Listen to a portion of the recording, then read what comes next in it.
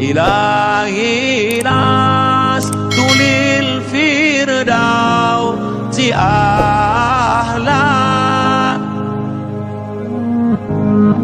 ولا أقوى على النار الجحيم. Kita sekarang sedang ada di fase keempat, dan fase ini tidak lama.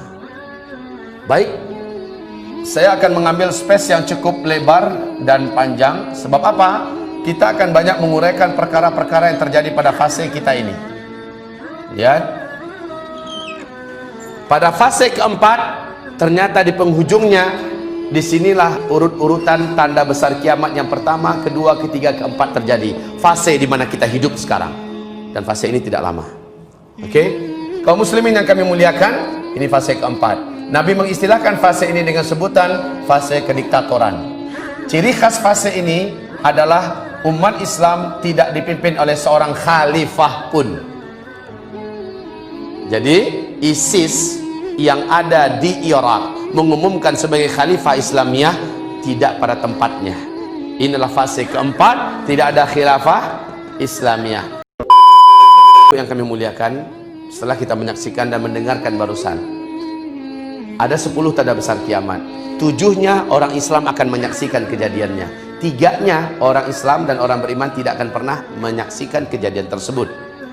Nah, kata Rasulullah SAW, umatku di muka bumi akan menjalani 5 fase sejarah sejak aku diutus sebagai Nabi dan Rasul sampai kepada wafatnya seluruh umatku di muka bumi. Ada 5 fase yang akan dilalui oleh umatnya, ya, sejak beliau diutus sebagai Nabi dan Rasul. Berarti ini start, sampai umatku wafat serentak, berarti ini finish.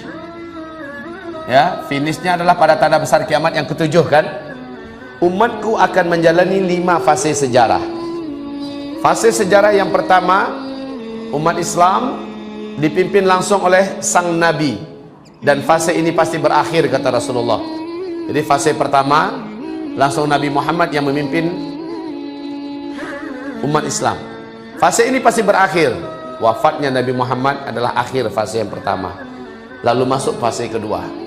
Pada fase kedua, umat saya dipimpin oleh para khalifah-khalifah yang cerdas dan mulia yang menghidupkan konsep kenabian.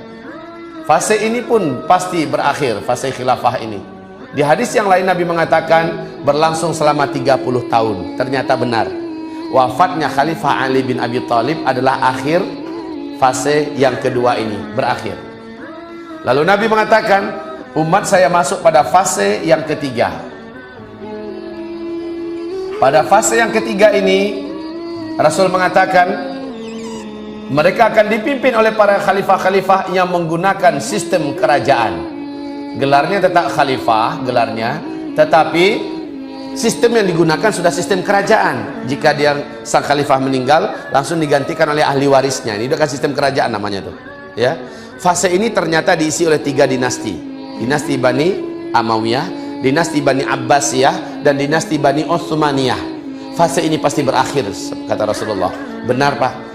Sepakat ahli sejarah mengatakan fase ini telah berakhir dalam kejadian tanggal 3 bulan Maret tahun 1924. Apa yang terjadi pada fase ini, penutupan ini?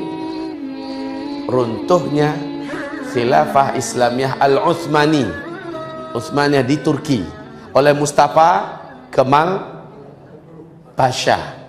Jangan Ataturk Pak. Kalau Ataturk itu adalah gelar kehormatan dari bahasa Turki untuk pahlawan besar, pahlawan agung. Itu penghancur khilafah itu apa, pahlawan besar dia.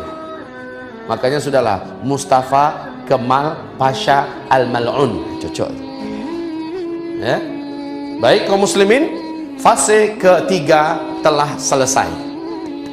Kita sekarang sedang ada di fase keempat, dan fase ini tidak lama. Baik, saya akan mengambil space yang cukup lebar dan panjang. Sebab apa? Kita akan banyak menguraikan perkara-perkara yang terjadi pada fase kita ini. Lihat, pada fase keempat, ternyata di penghujungnya, disinilah urut-urutan tanda besar kiamat yang pertama, kedua, ketiga, keempat terjadi. fase di mana kita hidup sekarang, dan fase ini tidak lama. Oke, kaum muslimin yang kami muliakan, ini fase keempat. Nabi mengistilahkan fase ini dengan sebutan fase kediktatoran. Ciri khas fase ini adalah umat Islam tidak dipimpin oleh seorang khalifah pun. Jadi ISIS yang ada di Irak mengumumkan sebagai khalifah Islamiyah tidak pada tempatnya. Inilah fase keempat, tidak ada khilafah Islamiyah. Khilafah Islamiyah ada pada fase kelima, yaitu fase masa-masa aman. Nah, ini ya. Fase masa-masa aman, ini baru khilafah Islamiyah. Sekarang belum. Sekarang adalah fase-fase fitnah, di mana umat Islam jadi pecundang. Islam diserang siang dan malam, dilumpuh, dilemahkan. Dan berislam pada masa ini sangatlah berat. Kaum muslimin yang kami muliakan, pada fase ini sekali lagi kita akan menemukan 4 tanda besar kiamat. Oke, nah saya beritahukan kepada Bapak Ibu, ini adalah fase yang kelima, fase khilafah kembali membungkus bumi. CIA, Amerika Serikat. Ibu tahu CIA siapa, Bu? Intelijen Amerika Serikat. Di New York Times mereka mengumumkan bahwa sesungguhnya menurut prediksi mereka, dunia akan kembali digenggam dan dipimpin kembali oleh khilafah Islamiyah. Dan startnya, kata mereka ya, 2020. Star dunia ini kembali dipimpin oleh khilafah Islamiyah. Kata siapa? CIA Amerika Serikat. KGB Rusia lain lagi, intelijen Rusia. Mereka mengatakan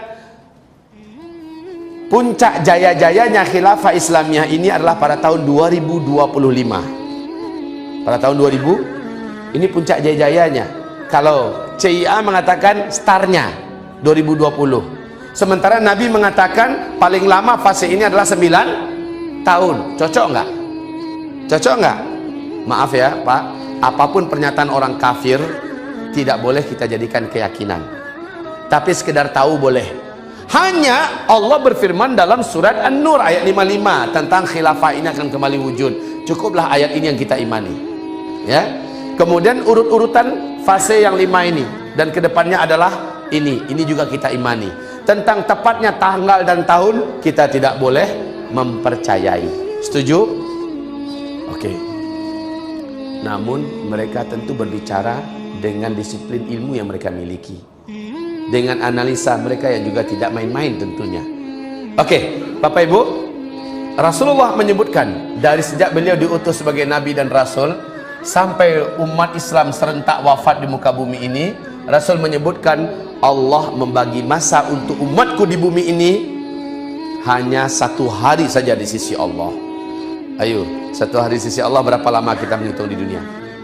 1000 tahun. Lalu Allah menambahkan untuk umatku setengah hari lagi. Berarti berapa? 1500. Para ulama mendengarkan hadis ini, mereka menyatakan tidak akan penuh 1500, tapi lebih dari 1400 tahun, dan tidak akan full sampai 1500 tahun. Hitungan Hijriyah. Hitungan Hijriyah. Oke, sekarang yuk kita menghitung dan kita ambil full saja dah dulu. Kita ambil 1500 full. Sekarang kita di tahun Hijriah udah berapa? 1437. Kaum muslimin, 1437 Hijriah loh. Hijriah artinya setelah Nabi hijrah dari Mekah ke Madinah kan? Iya kan?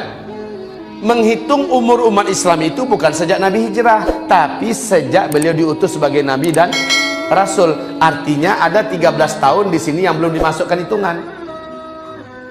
Tambahkan 1450. Ya, 1450 yang sudah berjalan umur umat Islam di bumi ini. Kalau kita hitung full saja 1500, maknanya tersisa di hadapan kita untuk orang Islam ada di bumi ini hanya 50 tahun lagi. Hadis ini diriwayatkan oleh Abu Daud dan status hadis ini dhaif. Bahkan ada yang dhaif jiddan. Tapi karena turuknya sangat banyak, jalur hadis ini sangat banyak. Hadis ini naik statusnya kepada hasan li ghairi. Ya, dia tidak boleh dijadikan sebagai hujjah dan tidak dibina di atasnya akidah, tapi boleh untuk diketahui. Jika ini benar, maknanya betapa dekat masa kita tersisa di bumi ini. Wahai umat Islam, maka bukanlah bumi ini yang pantas untuk kita gila-gilai. Bukanlah dunia ini yang pantas membuat kita silau. Bukanlah untuk dunia ini kita hidup. Kita akan meninggalkannya, atau dia akan memaksa kita harus meninggalkannya. Sangat dekat sekali waktu kita.